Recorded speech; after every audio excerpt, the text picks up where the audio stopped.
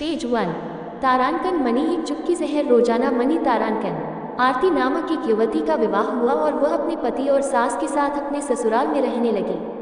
कुछ ही दिनों बाद आरती को आभास होने लगा कि उसकी सास के साथ पटरी नहीं बैठ रही है। सास पुराने ख्यालों की थी और बहू नए विचारों वाली। आरती और उसकी सास का आए दिन झगड़ा होने लगा। दिन बीते, महीने बीते, साल भी बीत गया। न तो सास टीका टिप्पणी करना छोड़ती और न आरती जवाब देना। हालात बद से बदतर होने लगे। आरती को अब अपनी सास से पूरी तरह नफरत हो चुकी थी। आरती के लिए उस समय स्थिति और बुरी हो जाती जब उसे भारतीय परंपराओं के अनुसार दूसरों के सामने अपनी सास को सम्मान देना पड़ता। अब वह किसी भी तरह सास से छुटकारा पाने की सोचने लगी। एक दिन जब आरती का अपनी सास से झगड़ा हुआ और पति भी अपनी मां का पक्ष लेने लगा तो वह नाराज होकर मायके चली आई। आरती के पिता आयुर्वेद के डॉक्टर थे। उसने रो रो कर अपनी व्यथा पिता को सुनाई और बोली, आप मुझे कोई जहरीली दवा दे दीजिए जो मैं जाकर उस बुढ़िया को पिला दूं, नहीं तो मैं अब ससुराल नहीं जाऊंगी। बेटी का दुख समझते हुए पिता ने आरती के सिर पर प्यार से हाथ फेरते हुए कहा, बेटी, अगर तुम अपनी सास को जहर खिलाकर मार दोगी तो तुम्हें पुलिस पकड़ ले जाएगी और साथ ही मुझे भी, क्योंकि वो जहर मैं तुम्हें दूंगा। इसलिए ऐसा करना ठीक नहीं होगा। लेकिन आरती जिद पर अड़ गई, आपको मुझे जहर देना ही होगा। अब मैं किसी भी कीमत पर उसका मुंह देखना नहीं चाहती। कुछ सोचकर पिता बोले, ठीक है, जैसी तुम्हारी मर्जी, लेकिन मैं तुम्हें जेल जाते हुए भी नहीं देख सकता, इसलिए जैसे मैं कहूँ वैसे तुम्हें करना होगा। मंजूर हो तो बोलो, क्या करना होगा? आरती ने पूछा। पिता ने एक पुड़िया में जहर का पाउडर बांधकर आरती के हाथ में देते हुए कहा, तुम्हें इस पुड़िया में से सिर्फ एक चुटकी जहर रोज अपनी सास के भोजन में मिलाना है।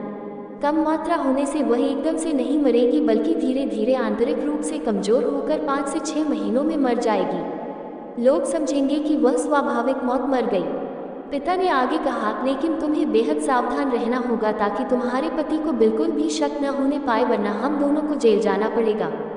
इसके लिए तुम आज के बाद अपनी सास से बिल्कुल भी झगड़ा नहीं करोगी, बल्कि उसकी सेवा करोगी। यदि वह तुम पर कोई टीका टिप्पणी करती है तो तुम चुपचाप सुन लोगी, बिल्कुल भी प्रत्युत्तर नहीं दोगी। बोलो, कर पाओगी ये सब? आरती ने सोचा, 6 महीनों की ही तो बात है, फिर तो छुटकारा मिल ही जाएगा। उसने पिता की बात मान ली और जहर की पुड़िया लेकर ससुराल चली आई। ससुराल आते ही अगले ही दिन से आरती ने सास के भोजन में एक चुटकी जहर रोजाना मिलाना शुरू कर दिया। साथ ही उसके प्रति अपना बर्ताव भी बदल लिया। अब वह सास के किसी भी ताने का जवाब नहीं देती, बल्कि क्रोध। पेज 2। पीकर मुस्कुराते हुए सुन लेती, रोज उसके पैर दबाती और उसकी हर बात का ख्याल रखती। सास से पूछ कर उसकी पसंद का खाना बनाती, उसकी हर आज्ञा का पालन करती। कुछ हफ्ते बीतते बीतते सास के स्वभाव में भी परिवर्तन आना शुरू हो गया। बहू की ओर से अपने तानों का प्रत्युत्तर न पाकर उसके ताने अब कम हो चले थे, बल्कि वह कभी कभी बहू की सेवा के बदले आशीष भी देने लगी थी। धीरे धीरे 4 महीने बीत गए। आरती नियमित रूप से सास को रोज एक चुटकी जहर देती आ रही थी, किंतु उस घर का माहौल अब एकदम से बदल चुका था। सास बहू का झगड़ा पुरानी बात हो चुकी थी। पहले जो सास आरती को गालियां देते नहीं थकती थी, अब वही आस पड़ोस वालों के आगे आरती की तारीफों के पुल बांधने लगी थी। बहू को साथ बिठाकर खाना खिलाती और सोने से पहले भी जब तक बहू से 4 प्यार भरी बातें न कर ले, उसे नींद नहीं आती थी।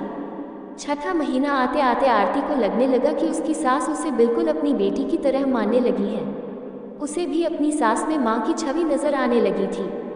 जब वह सोचती कि उसके दिए जहर से उसकी सास कुछ ही दिनों में मर जाएगी तो वह परेशान हो जाती थी।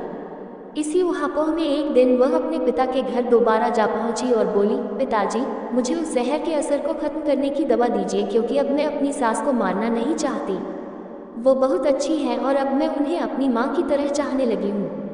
पिता ठठाकर हंस पड़े और बोले, जहर? कैसा जहर? मैंने तो तुम्हें जहर के नाम पर हाजमे का चूर्ण दिया था। हा हा हा। बेटी को सही रास्ता दिखाए, माँ बाप का पूर्ण फर्ज अदा करे। तारांकन। जय श्री कृष्ण।